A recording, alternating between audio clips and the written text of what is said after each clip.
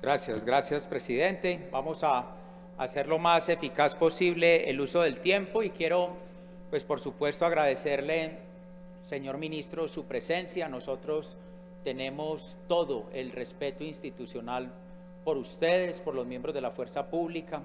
A cada uno de los miembros del mando presentes, muchas gracias, y por medio de ustedes, a cada uno de los hombres y mujeres que están en este momento en toda la geografía nacional, resistiendo, por supuesto, pues un reto que en nuestra opinión pareciera irremediable si no hay una voluntad del gobierno nacional a hacer una modificación de esa política. Igual lo saludo a usted, doctor Octi Patiño, y todo su equipo. Lo primero es que pareciera un déjà vu.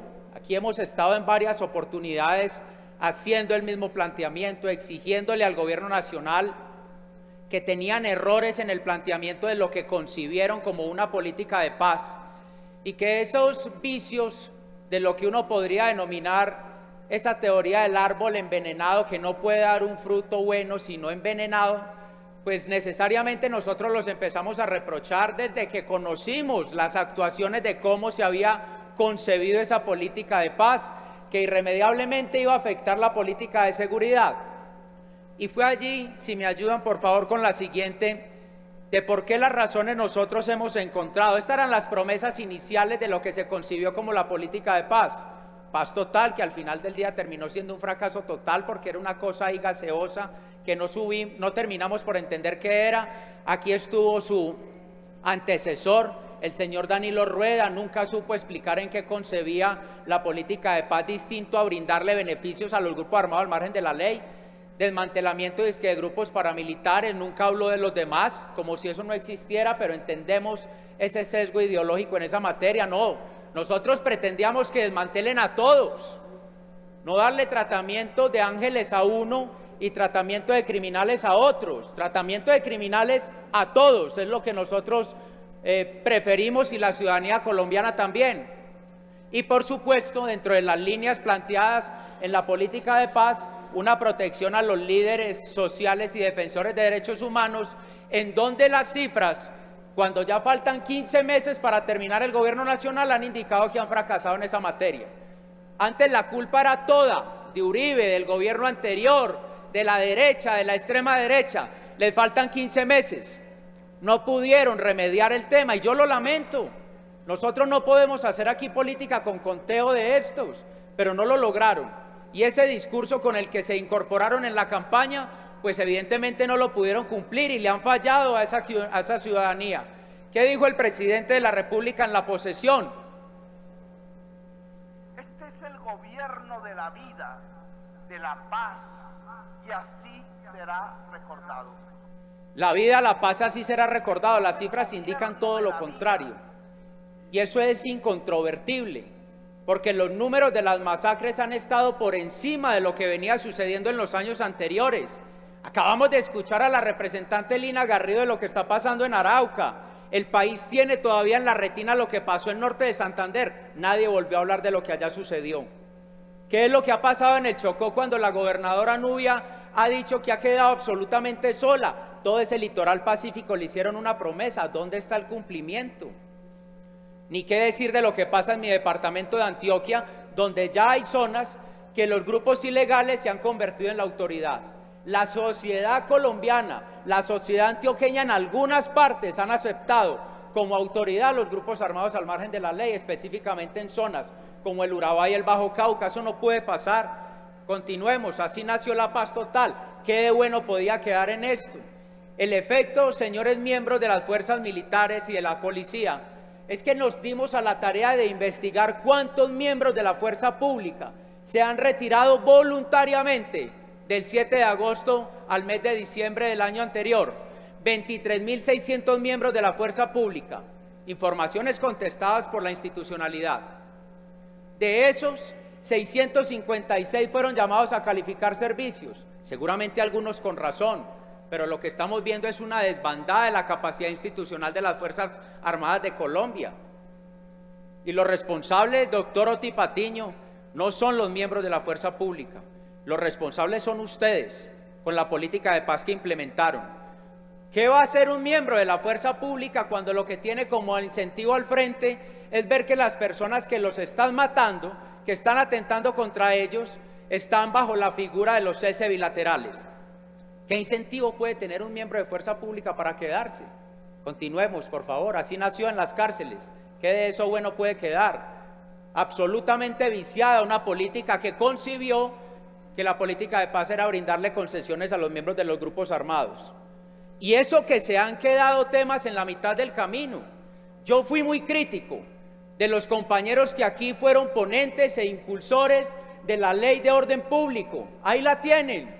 Vinieron a decirnos acá que teníamos que tener la posibilidad de los acuerdos parciales. ¿Cómo le parece a usted? Firmaron, representante Eliezer, un acuerdo con el ELN que disponía que iban a transar o a negociar la política ambiental, la política o el régimen político colombiano con el ELN porque habían adquirido acuerdo parcial. Aquí en este Congreso votaron esa posibilidad. Y hoy los veo hablando de seguridad, pues me gusta que hablen de seguridad, mejor. Pero fueron los dinamizadores de este instrumento que le permitió todas las condiciones de fortalecimiento a los grupos armados. Vamos rápido. Ley de orden público, ley de paz total. Y hay otros instrumentos que no llegaron. Agilicemos, pasemos a la otra, por favor, porque entonces aquí nos tendríamos que quedar. Esa es la injerencia, el grueso, lo que ha logrado el ELN con los acuerdos parciales que le permitieron, con las figuras de acuerdos parciales, con los gestores de paz, con los cese bilaterales al fuego, que en la práctica solamente lo cumplen, doctor Oti Patiño, las fuerzas militares, que son las institucionales. No lo cumplen los grupos armados al margen de la ley, señora ministra. Y eso es lo que ha demostrado la evidencia. ¿Y en qué terminamos quedando? En una redacción documental que dijo vulneración al cese al fuego. ¿Y cuál es la consecuencia?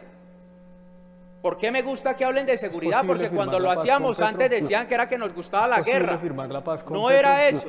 ¿Y qué dice hoy el ELN después de todas las prebendas posibles? ¿Qué dice el ELN? ¿Van a hacer la paz con el gobierno de Petro? ¿La paz con Petro? No. No. ¿Qué más necesitaron entonces? ¿Y qué más necesita, doctor Oti Patiño? Se lo digo respetuosamente, porque hemos ensayado todos los tonos. El del desafío, el del grito, el del debate político, el de la moción de censura. Nada se ha reconducido. Mire el crecimiento en manos de ustedes, dónde ha llegado el ELN en los últimos años, cómo copan el territorio. Pasemos a la siguiente, que se me acabó el tiempo. Estado Mayor Central FARC. ¿Cuántas más concesiones? ¿Cuántos más ceses bilaterales? ¿Cuántos más beneficios de gestoría de paz y de vocería?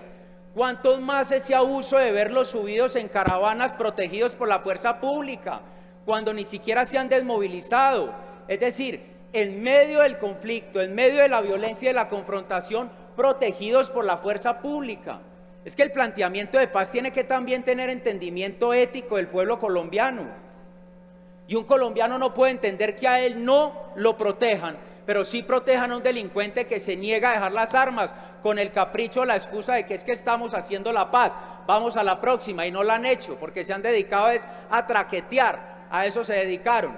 Segunda Marquetalia, ¿qué más decir de eso? Si tuviéramos el tiempo, y espero lo tengamos, señor ministro, no cumple la segunda Marquetalia los requisitos necesarios para que el Estado colombiano, en este caso el gobierno, los incorpore o los tenga en cuenta como un actor político.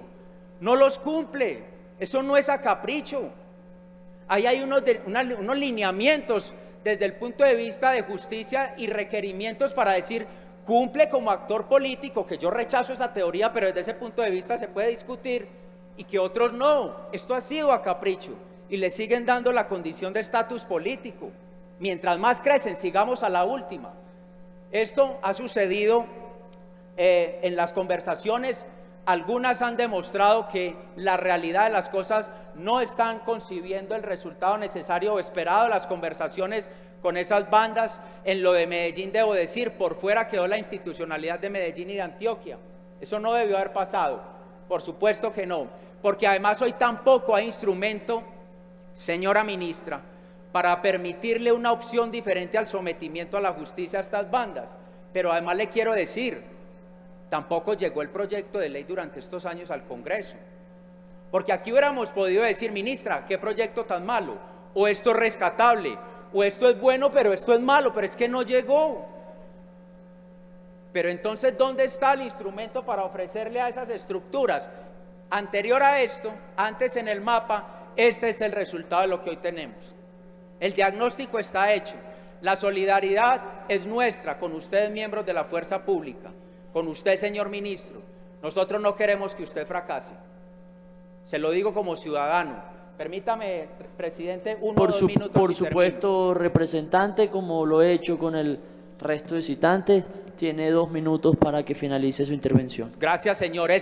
Por lo menos de mi parte, no es una intervención buscando que el ministro de Defensa fracase, ni la crucifixión del ministro.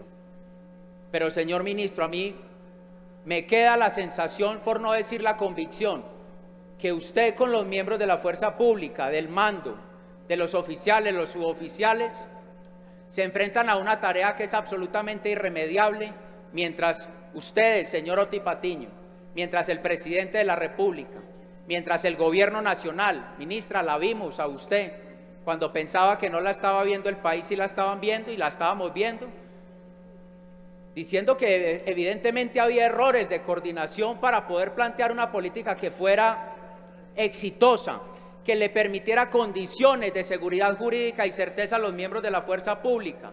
Los miembros de la fuerza pública no pueden seguir estando por debajo en condiciones de los miembros de los grupos armados al margen de la ley. No puede seguir pasando que cada que termine un proceso con estos grupos, en ese incentivo perverso de círculo vicioso, los procesados sean los miembros de la fuerza pública, mientras los delincuentes terminan empoderados y diciéndonos qué es lo que hay que hacer en este país y señalándonos a nosotros.